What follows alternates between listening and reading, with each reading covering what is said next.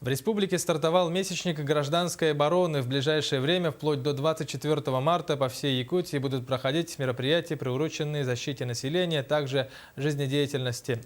Одним из первых в цикле мероприятий поучаствовали сотрудники якутской ГРЭС. Репортаж Виталия Абрамова.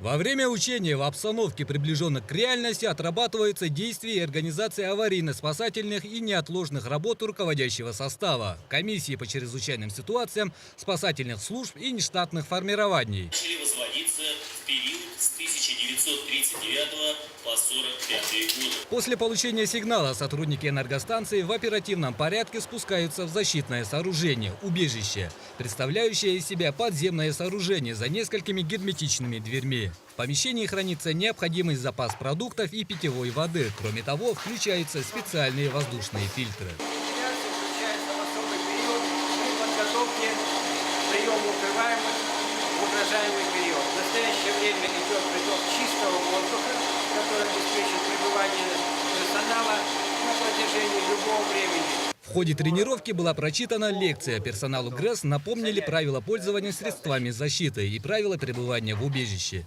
За ходом учения наблюдали сотрудники МЧС. Персонал эвакуировался в течение 5 минут.